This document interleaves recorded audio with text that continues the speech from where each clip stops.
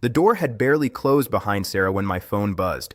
I was still holding her carry-on tag she'd left on the counter, still smelling her perfume in the hallway, still believing her. The text was from a number I didn't recognize.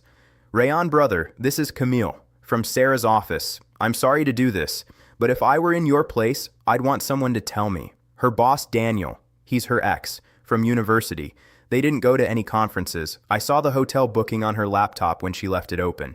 It's a resort in Maldives, a couple's package. I'm sorry, brother, I really am." I read it 3 times, not because I didn't understand it, because some part of me was waiting to feel something. Anger, tears, disbelief, something loud. Nothing came, just a quiet so deep it felt like the house had stopped breathing. I set the carry-on tag down on the table, slowly, like it might break. Then I called my sister. Nadia picked up on the second ring. "Brother, is everything okay?" I didn't answer right away. "Rayan, you're scaring me. What happened?" "Sarah's not at a conference," I said. My voice came out completely flat.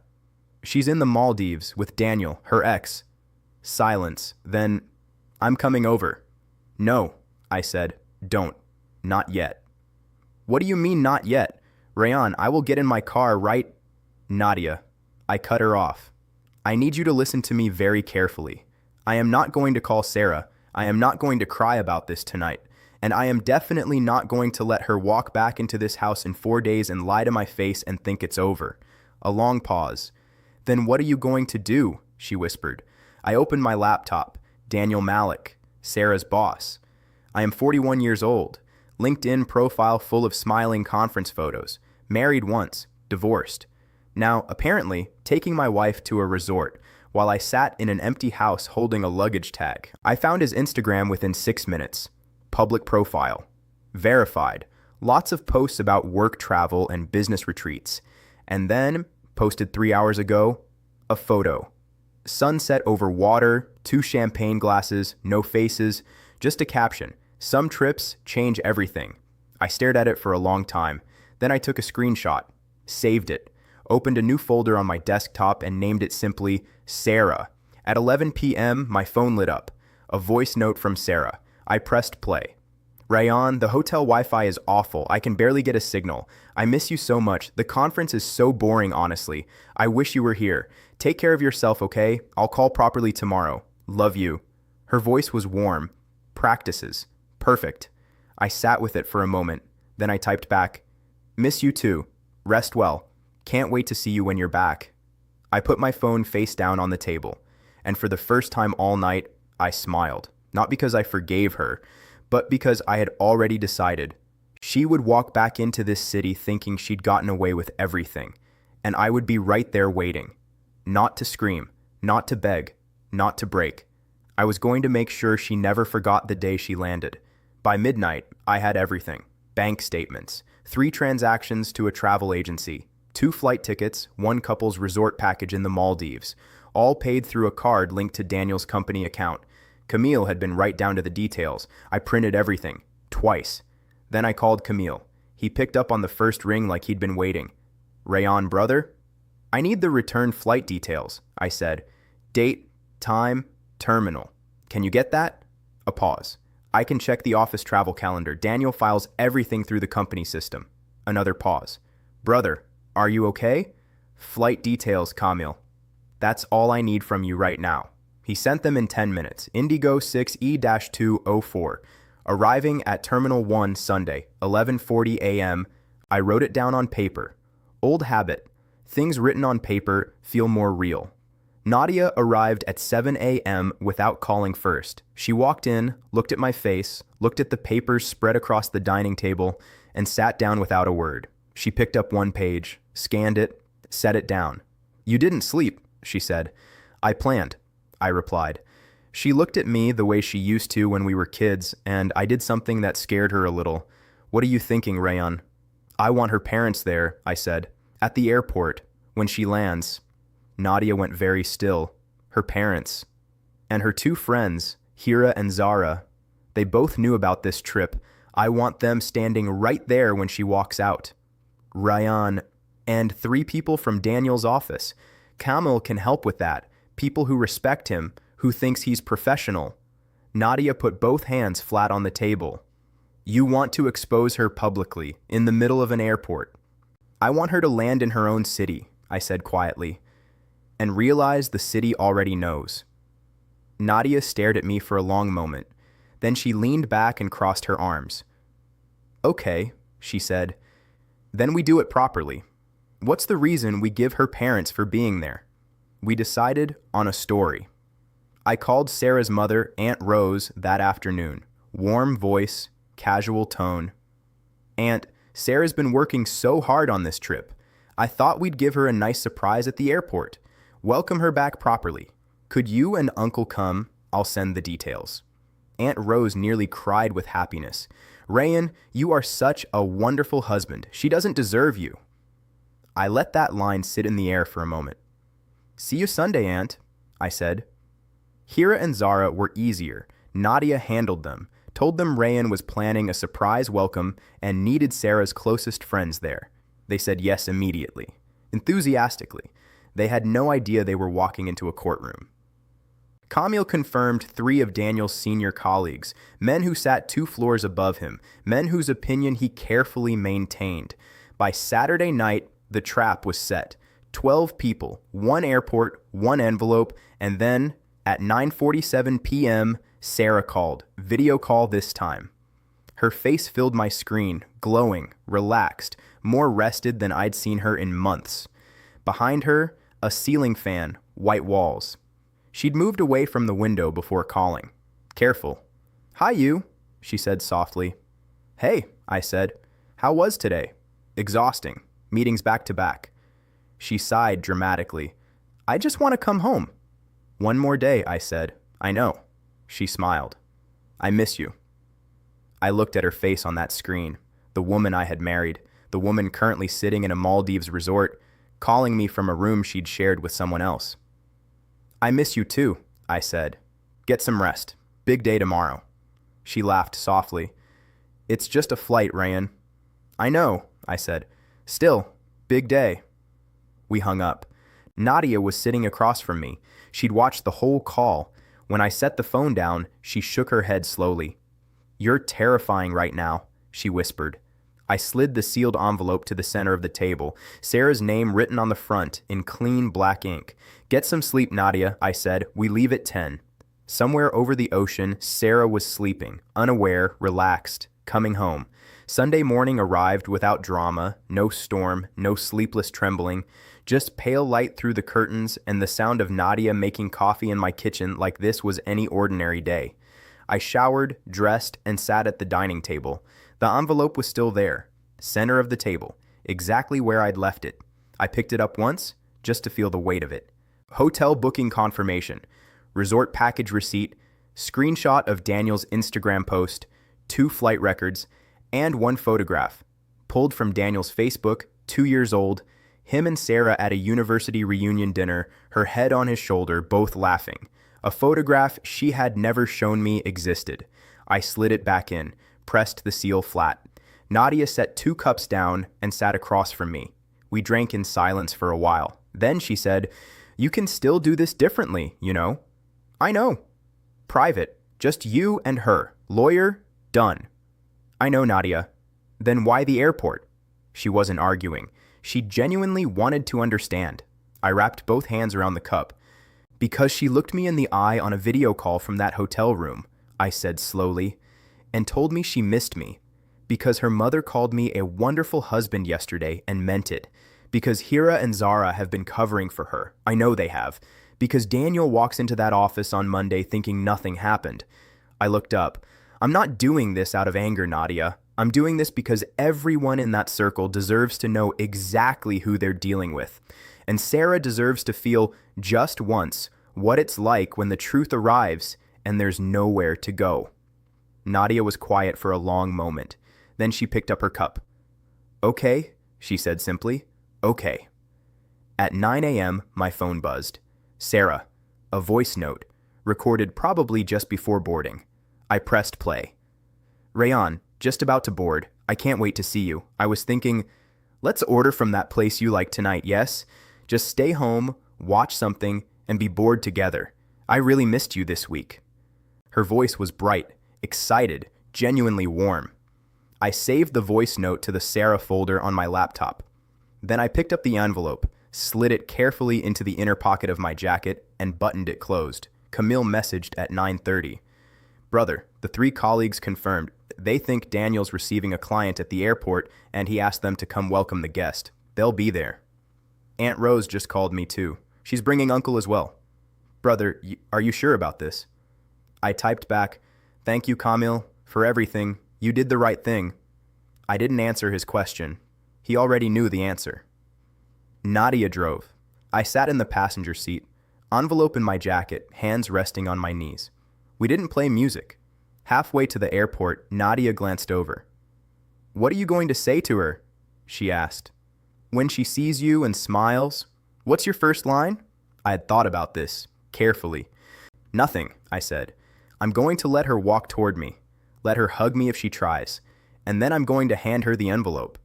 And if she refuses to open it, she won't, I said. Not in front of her parents. Her pride won't let her. Nadia nodded slowly. And Daniel, he'll be right behind her. I know, I said. That's the point. The airport signs appeared on the highway ahead. Arrivals. Terminal 1. My heartbeat stayed completely even. No rage, no grief, just clarity. The kind that only comes when a decision has been made so completely that there's nothing left to feel except focus. Sarah's flight had landed 8 minutes ago.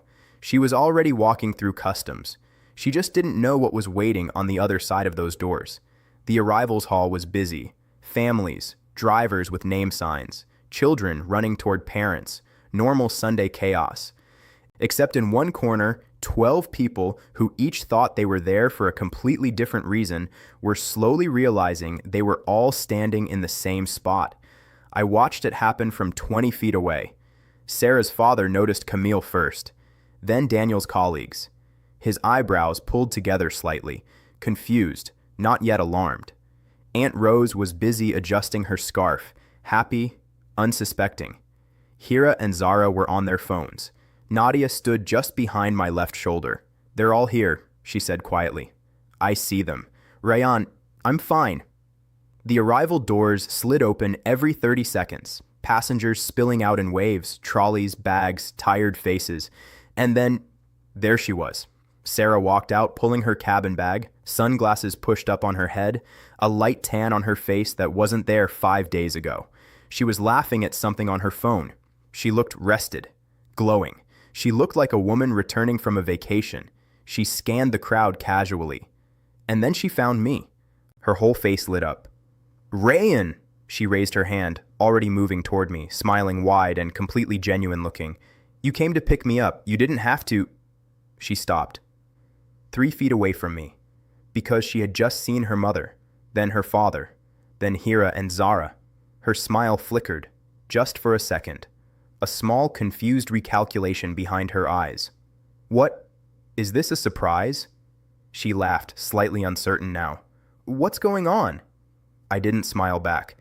I reached into my jacket and took out the envelope, hold it toward her. Open it, I said. The smile faded completely.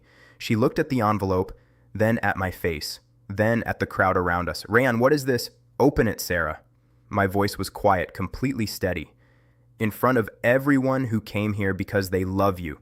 Her hand didn't move. Behind her, the arrivals doors slid open again, and Daniel Malik walked out. He had his phone to his ear, rolling his suitcase, jacket slung over his arm, and he stopped dead the moment he saw the crowd. His eyes moved fast. Colleagues, then me. Then Sarah stood frozen between us. His face went the color of ash. Everything happened in a strange, slow silence. Sarah's mother stepped forward. Sarah, Beta, what is this? What's in the envelope? Sarah's hand finally moved. She took it from me, fingers slightly unsteady now. She opened it. The first thing that slid out was the resort booking, couples package, both names, 5 nights. She stared at it. Sarah, her father's voice, low, dangerous. What is that paper? She didn't answer. Hira reached over and saw the header of the document before Sarah could pull it away.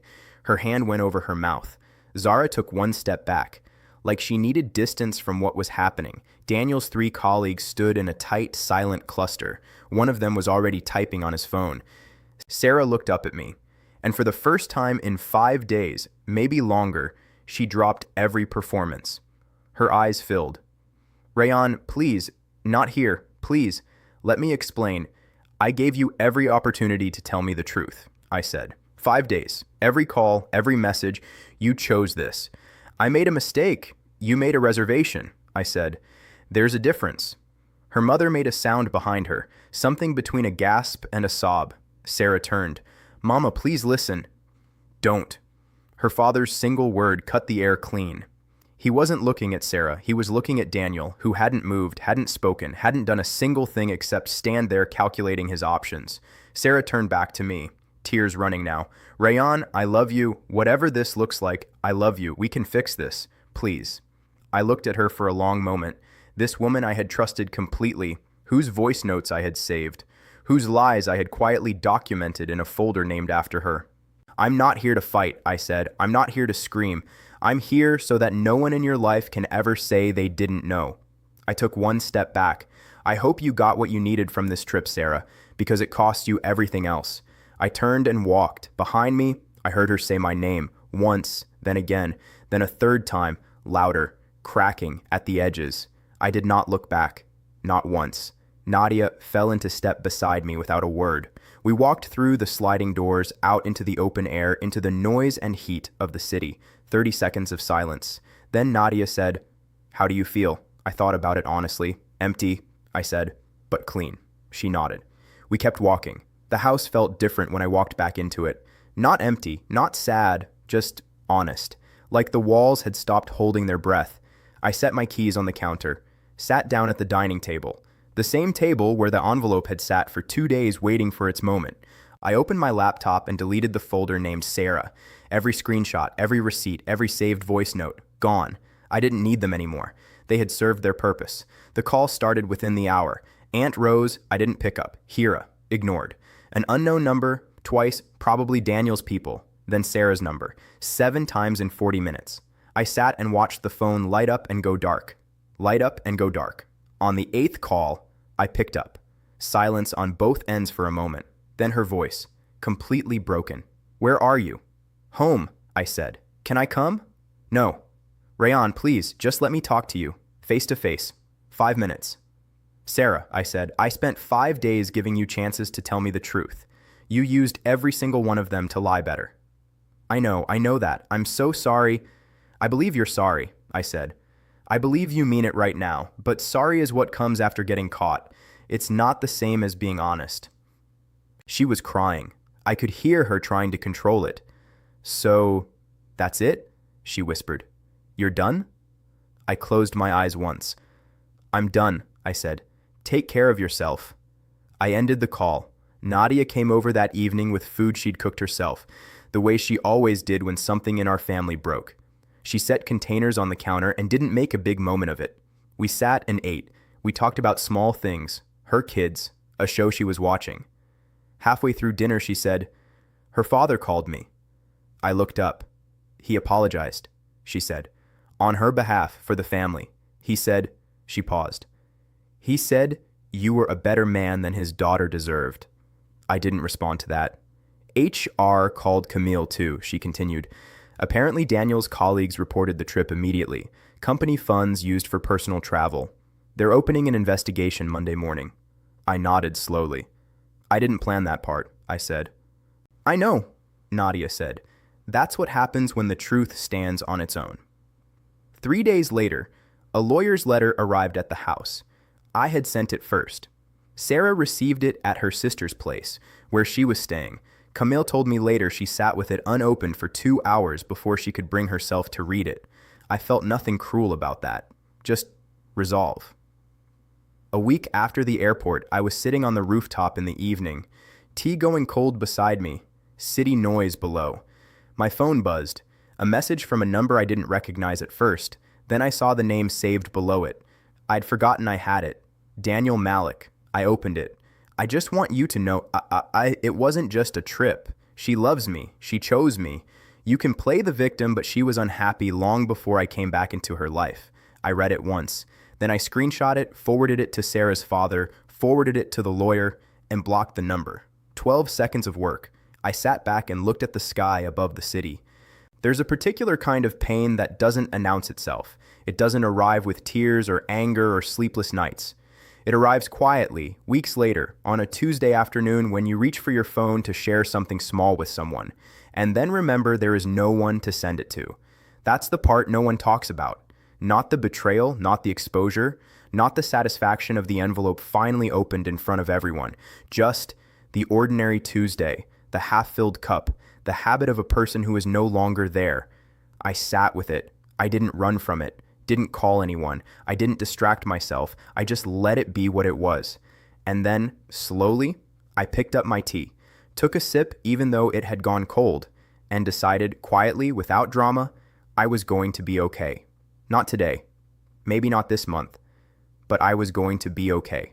Some people think revenge is the moment of exposure, the gasp in the crowd, the envelope, the walk away. But real revenge, the kind that lasts, is building a life so steady, so honest, so genuinely yours, that the person who underestimated you spends years wondering how they ever thought they could afford to lose you. I wasn't there yet, but I had already taken the first step. I walked back downstairs, closed the door behind me, and started again.